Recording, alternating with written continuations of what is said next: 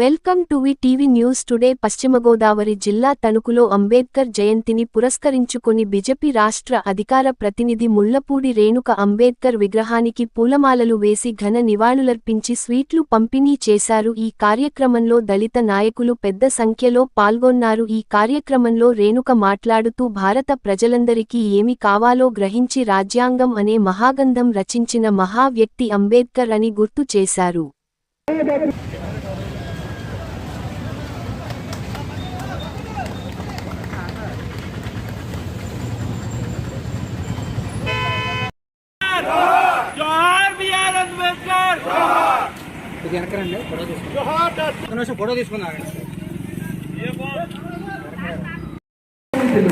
తత్వవేత్త, ఒక గొప్ప మానవతావాది.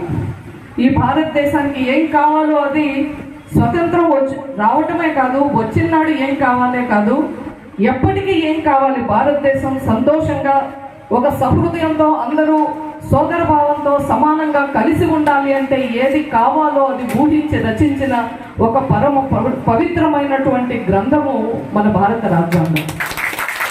ఆ భారత రాజ్యాంగాన్ని ఇచ్చి మనకి ఇవాళ ప్రపంచంలోనూ పెద్ద ప్రజాస్వామ్య దేశమైనటువంటి మన దేశంలో అందరికీ ఒక స్ఫూర్తిదాయకంగా నిలిచి మనందరం కూడా ఈ విధంగా ఉండటానికి కారణభూతుడైనటువంటి వ్యక్తి ఒక నాయకులు మరి డాక్టర్ బిఆర్ అంబేద్కర్.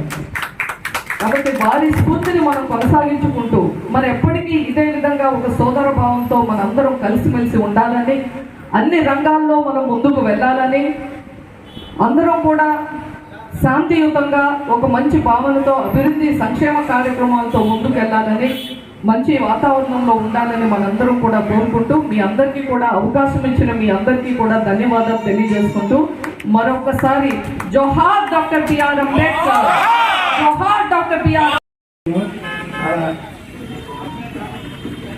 అమ్మగారు చాలా దయావంతో మరి వచ్చి అంబేద్కర్ కాల్చడానికి మనకి స్వీట్స్ పంచి మనకి ఆనందాన్ని తెలియజేస్తున్నారు.